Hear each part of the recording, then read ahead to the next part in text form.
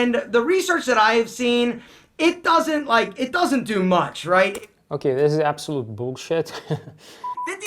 Okay, that's a good point, and I mentioned that in previous videos. One of my earliest videos is, how's it going, boys? In today's video, we're going to be reacting to Alpha M's method to making it bigger. So he made a 11-minute video showing how you should actually make your dick bigger. Now, I'm not gonna spoil the video for you, but I can tell you right out of the bat that Alpha M is not that experienced with penis enlargement. It's not really his profession. However, maybe he's gonna make some really good points in this video. Let's start the video to find out. This video. Okay, let's just go with gentlemen. Today we're talking about your wiener. More specifically, how to make it bigger. Quick little disclaimer, if the talk of wieners or penises or junk offends you, this video is definitely not gonna be for you. Also, if you are hung like a mythical beast, this video also is not for you, you son of a bitch. This video is going to be broken up into two parts. The first part, we're going to talk about surgical procedures and different methods of actually increasing the size that's out there. We're going to talk about the pros. We're also going to talk about the cons. And the second part, I'm going to go over some natural ways, some natural products and supplements that you can take to increase and improve the size and strength. If you're ready to take it to the next level, gentlemen, why don't you drop me one of these and be like, yo, Alpha, I'm actually watching for a friend.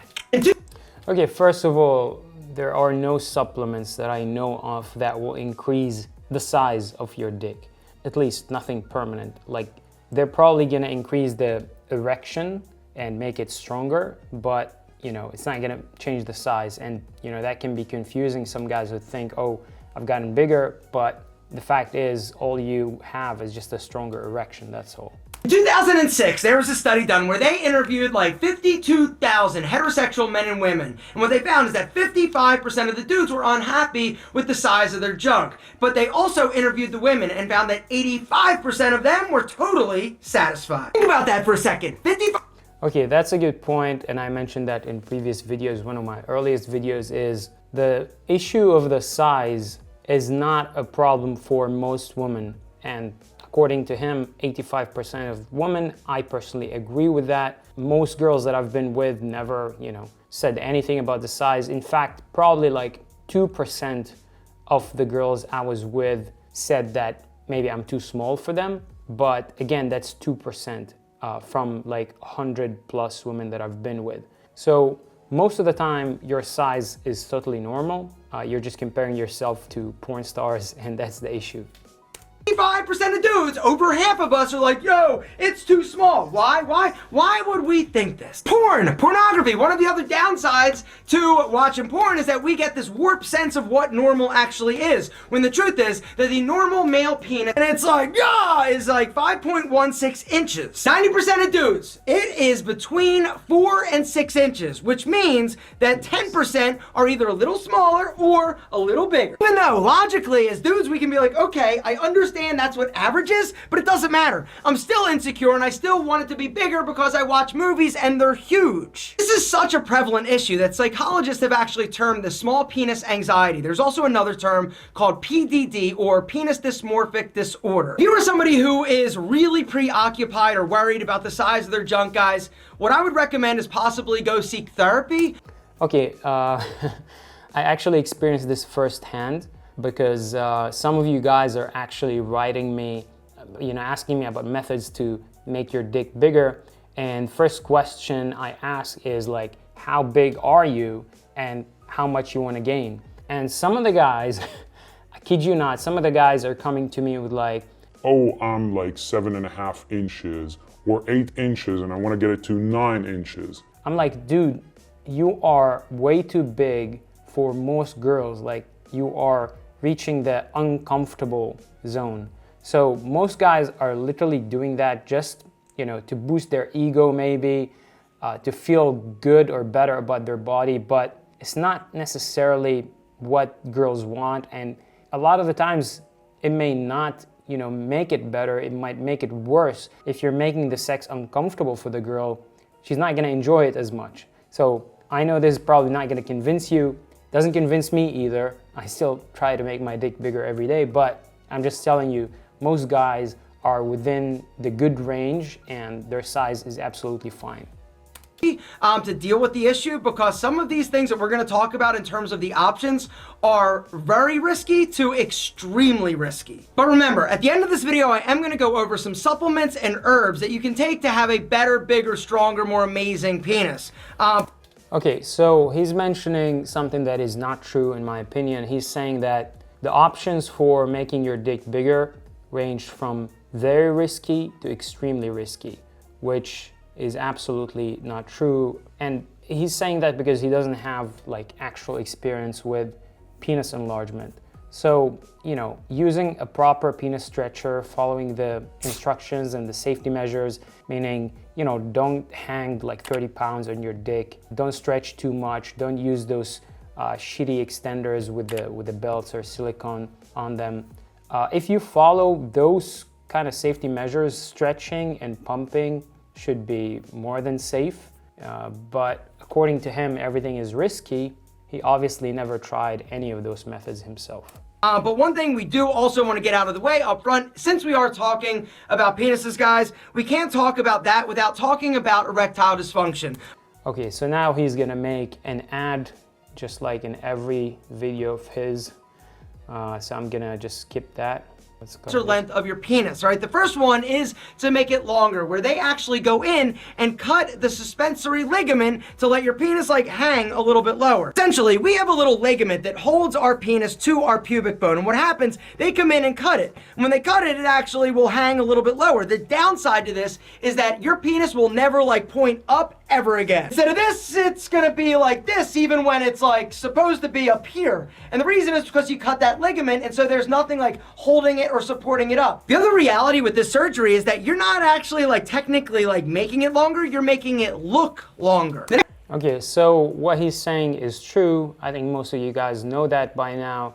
Is like the surgery, they basically cut the ligament that is connecting the penis to like the base of the penis. And what that does is now instead of your dick basically pointing up, it's just gonna be hanging and it's gonna look bigger, but functionally it may not work as you want it to be. And most guys that did this operation are usually unhappy with it because your dick is gonna be hard but like dangling. And it's very difficult to sort of control it and control the movement when the hard thing is just like dangling. Like you can't really have it pointing up and hit the G-spot properly if you don't have any control over it and over its position in your body. So, you know, having this surgery is not an option for me. And I personally don't think it's a good option for pretty much nobody. I know some of you guys tried this operation, and maybe you can let me know what you think about it and did it work for you or not. The next two options we're going to talk about are actually to make it thicker, all right? The first option is penis enlargement surgery, all right? And this one freaks me out a little bit. They all freak me out, but this one specifically, all right? What they do is they harvest like tissue from like a cadaver or dead body, right? They sterilize it and do all that stuff. They make an incision, and then like a sushi roll, they just kind of wrap it around your penis underneath the skin, giving you a bigger, thicker action, right? There is definitely a bunch of downside to this. And the other reality is that a lot of people that they've actually interviewed that have had this done are not happy with the results. Third option is actually injections, right? They are injecting your own body fat, where they'll actually like liposuction fat out and then inject it into the penis, or they'll use some type of filler like Restylane. The downside to this is that a lot of these things that they're actually injecting into it is absorbed by your body after like 6 months, so it goes away. The other downside is that your penis has a lot of different like caverns and smooth areas, and so typically what's going to happen is if they do this, it's going to look like kind of lumpy and bumpy. Awesome. Not awesome. Okay, it is sort of true, but not entirely true. I know that because, again, some of you guys actually wrote me and you've gotten the P shot and you made it thicker. I know some guy even like sent me photos of before and after, and the results, at least nowadays, you know, doctors are starting to do it much better. Obviously, you got to do your research to find the proper doctor that can do the injection for you. But in my opinion, getting the P shot is maybe the only penis enlargement method that I would consider myself. Not method, but the only penis enlargement surgery, shall we say it, because, you know, the first methods are obviously stretching and pumping, but then if you actually want to get it thicker, this can be a good option if you find a proper doctor. Now, obviously, the fillers are gonna go away over time, so it's something that you have to repeat, but it's usually not a dangerous procedure, and say you didn't like it, it's eventually gonna go away.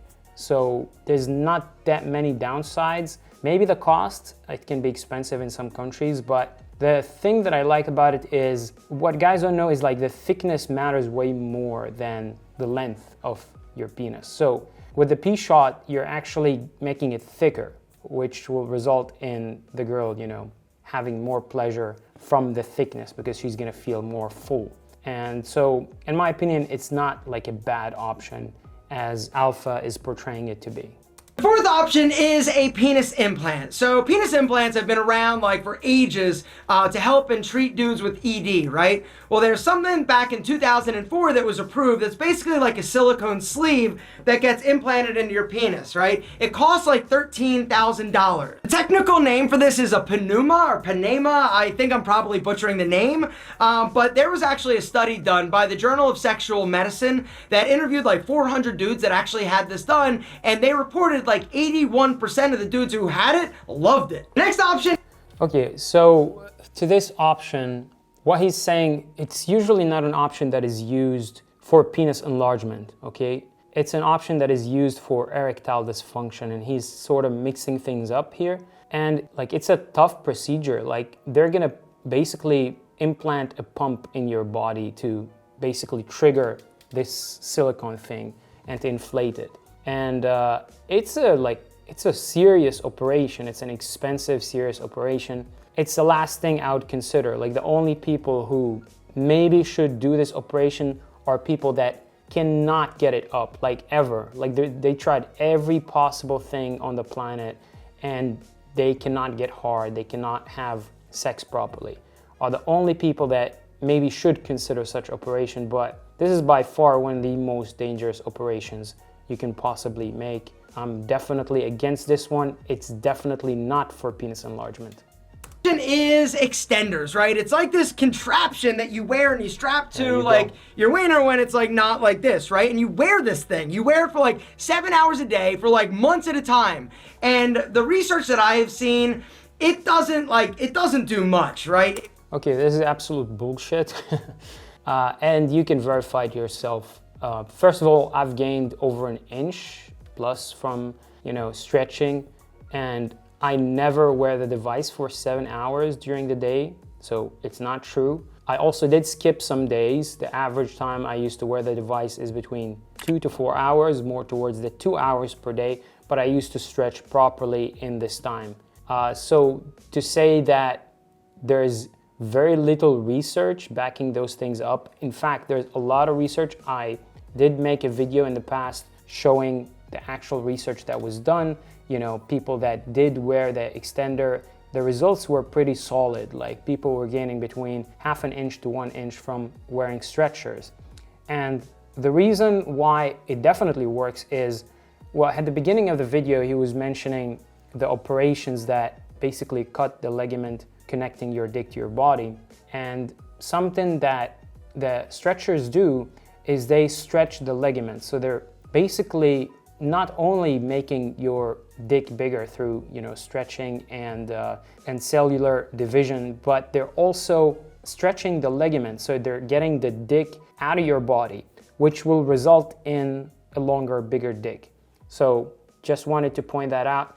Obviously, you know, he never tried something like this, so he cannot really tell. He probably like read a couple of pages maybe on Google, and that's what he found out. I'm sure he didn't like do proper research before he mentioned those things. If you are really diligent about wearing this thing, which I can only imagine is not exactly comfortable, you may gain like a centimeter, possibly 2, but most dudes, nothing happens. Okay, so first of all, nowadays, you know, sure, 20 years ago, wearing extenders was not that comfortable, but nowadays, you know, you can wear the Pennymaster, what I use, you can wear the Phallosan 40, you can wear many other vacuum-based penis extenders. I'm gonna link some of them in the description below, but most of them are pretty comfortable.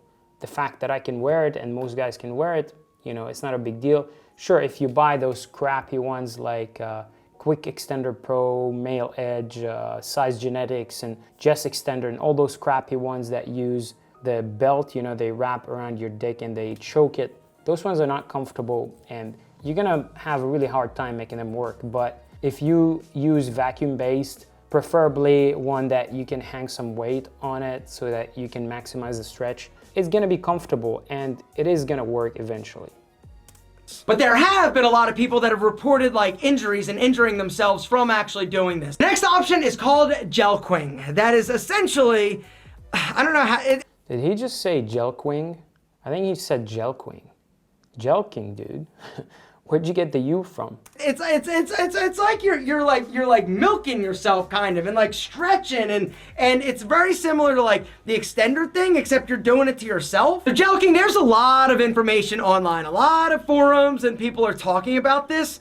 What they may not talk about or tell you though is that there is a lot of potential risk for injury. Okay, so this is something I also agree with. Jelqing, if you don't do it right, you can injure yourself. The only way I would honestly do jelqing is really carefully at the beginning, you know, careful with adding each and every exercise, but more so I would just use my hand as a stretcher. I would just like try to grab my dick and just stretch it out and do some manual stretching instead of like the actual jelqing exercises, because I'm seeing a lot of guys on the forums that are getting injured because of jelqing. So I don't think jelqing is you know, a safe method in my opinion. I prefer personally using extenders and, you know, being able to control the movement of the stretch and how it's being applied compared to just, you know, guessing how much stretch I should be doing with my hand and like which positions and all of that. It's gonna be kind of risky because you're not 100% in control of your movements and on how much pressure you can apply compared to say hanging, where, you know, okay, like I'm hanging 2 pounds, 4 pounds, and I'm hanging it in that specific direction, and it's not like I'm not having to choke my dick when hanging. In my opinion, you know, the new vacuum-based penis extenders are way better than jelqing. Tearing, numbness, like issues, like doing your thing, not amazing. The next option we want to talk about are the pumps. Essentially, as most of you guys have probably seen online, it's a pump, you put it on, you pump it up, and woo, it gets it like big because it's actually forcing blood into it. Now, this is a temporary fix, but unfortunately, it is not permanent. Next option is male enhancement pills. These are also very popular that you may see advertised different places. Word? No. The other downside to a lot of these pills that you see online is that they are not like FDA approved, so you really have no idea what you're actually consuming. There are two things. Okay, so another point that I kind of agree with, any pills or anybody that claims that the pills are going to make your dick bigger, just forget about it. It's never going to happen. You don't believe me? You can try buy $100 pills or supplements, whatever, and try to make your dick bigger, but it's simply not going to work because there isn't something like this.